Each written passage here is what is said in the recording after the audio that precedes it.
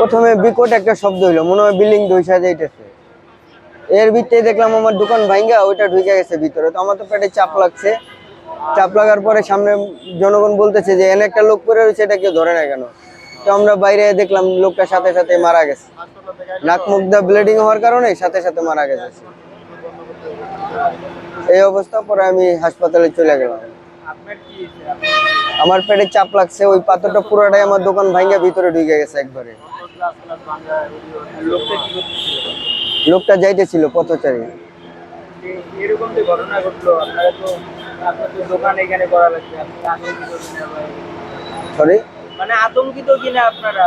হ্যাঁ আতঙ্কিত, অবশ্যই আতঙ্কিত হবো না? এমন একটা জিনিস হয়ে গেল, একটা গাড়ির সাথে ধাক্কা গেলে মনে বুঝান যায়, কিন্তু একটা জিনিস তাৎক্ষণিক পড়ে গেল গা, একটা লোক মারা গেল, আমাদের ক্ষতি হইলো, এটা তো একটা আতঙ্কের বিষয়।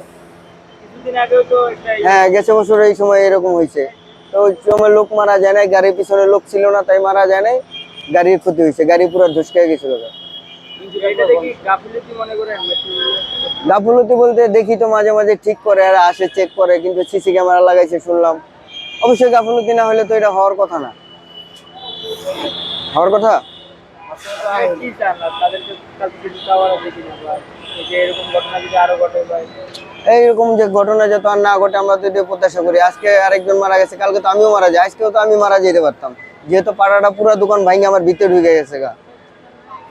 50-60 কেজি একটা জিনিসে বাড়ি খাইলে তো কেউই বাঁচবে না, আমি তো দূরের কথা। তবে আল্লাহর এমন কাম, আমার মেয়েটার সামনে ছিল, দোকানের এই পাশে দাঁড়ানো ছিল, সে তখনই স্কুল থেকে আসছে,